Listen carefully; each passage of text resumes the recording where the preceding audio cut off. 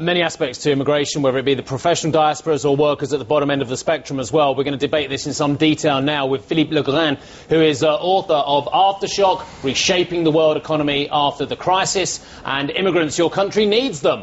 And joining us from Frankfurt is Professor Guido Friebel, who is Professor for Economics at the Goethe University in Frankfurt. Gentlemen, thank you very much for joining us. If I may start off with you, Guido, we have high levels of unemployment in Europe. Germany still has a relatively high level of unemployment compared to where we'd like to see it. How come we need immigrants in Europe to sustain the economic growth path when we have such large numbers of unemployed over such a long period? That's indeed a very good question. Actually, one, of course, is that many of the people that firms may need are not the people who are in the unemployed pool. So consequently, there is an urge of some firms to try to get people from the outside. Let me direct a very similar question to Philippe as well. Philippe, you've been quite critical of the conservative idea that we should have a strict cap on immigration limits. Is this an indictment of the education system in the United Kingdom that we need? And I take the point that there are vast amounts of industries, from public sector workers to professional diasporas, who actually aren't being produced domestically. Is this a sad indictment of what we're producing out of our education systems in Europe? I don't think so. It's a reflection of the fact that we live in a global economy, that global companies need to be able to hire the right person in the right place at the right time. And this immigration cap is trying to sort of set the clock back. You know, once the cap is full, if you are Goldman Sachs in London or Rolls-Royce in the Midlands, and you need to hire someone in order to expand your business, you won't be able to do so. And considering the government says that it's open for business, considering that being able to get those skilled workers in place is vital for future growth and, of course, for future tax receipts, it seems to me like Britain is shooting itself in the foot. Why can't we produce nurses, workers at Rolls-Royce and other areas from industry to public sector? Why can't we produce them locally when we have such large numbers of unemployed? Well, in the short term, clearly because skilled workers take time to train up. Secondly, because workers are not identical. If you're hiring someone here at CNBC, you're not just hiring a generic person, you're hiring someone with particular skills, whether it is a foreign language, whether it's experience of working in a foreign country, and you want to be able to hire just that right person, not solely those ones who happen to be living around the corner.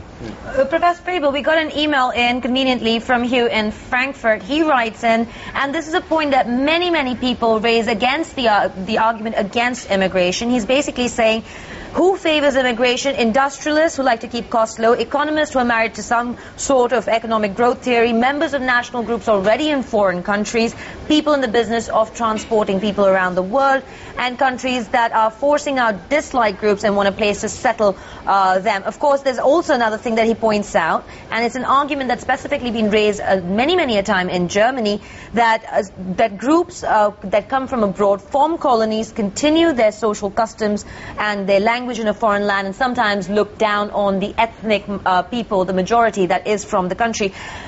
He says, bottom line, there has to be a cap. What do you make of that argument? Because it's, again, an argument that dominates the German landscape. I think this is a totally wrong argument, really. I mean, first of all, it's an alignment of half-truths or, even worse, completely false statements. First of all, in our country, migration is not very high anymore. We roughly have net migration around 100,000 per year. That's not a lot in a country of 80 million. Secondly, many of our foreigners are actually born in Germany, so they're not really foreigners. Actually, we are failing to integrate people. And partly this is owing to the fact that we have a pretty funny citizenship law. So to that extent, I think many of these arguments about lacking integration fail. And by the same time, we are in need of people from the outside, maybe not so much in the highly qualified sector, but in particular for the service sector, where we have a lot of needs. Think about population aging as it is in Germany, and not enough people to care for them. Just coming in, maybe ask you a question, Philippe. I mean, is the risk of straying into politics here, but is there not a big kind of this big elephant in the room here, which is, first of all, there is no cap on immigration from within the EU. So once somebody has got into the EU, they can come into, in this case, the UK, and there's no cap.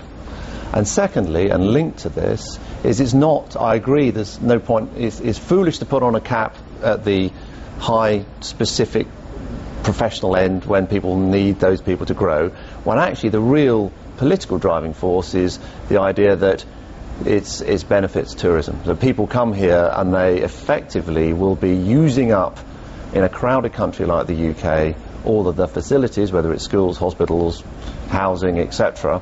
And actually, whether they're from within the EU or whether they're external, is how that is funded. Is that not really the heart of the immigration debate? And this is a big transference thing, talking about we're going to cap the number of professionals coming in. It's actually, surely it's the incentive structure that is wrong.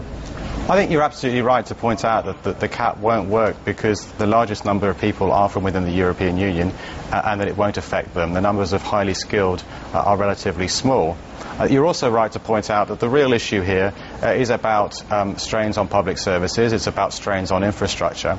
And the answer here is not to say that migration is a problem. The answer is to say we need to make public services more responsive to change. If you see most people actually migrating and people migrating within a country, not coming from outside, and therefore public services need to be able to cope with that.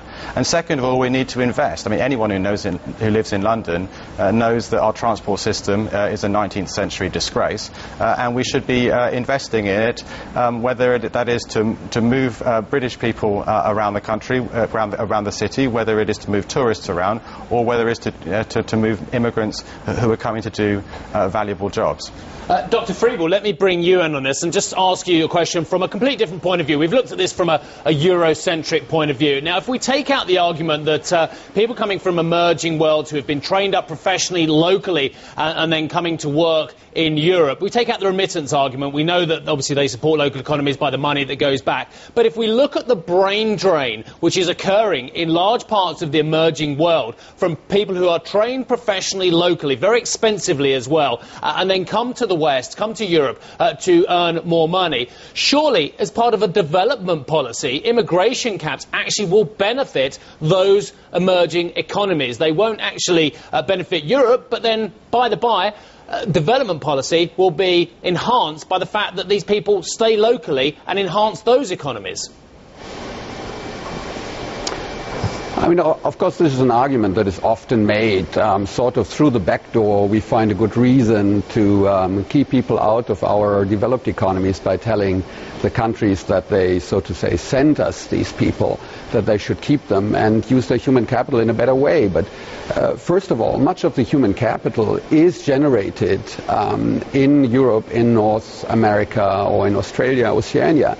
So many people are migrating from developing economies to live and study in our countries, and to that extent there's going to be a problem sending them home afterwards, in particular if their human capital cannot be used efficiently in their countries. And we cannot simply educate people in our countries and then send them home where they cannot make use of their human capital. I think it's much better to have them work where they are most efficient and make it possible for them to go home when they want and come back if they want.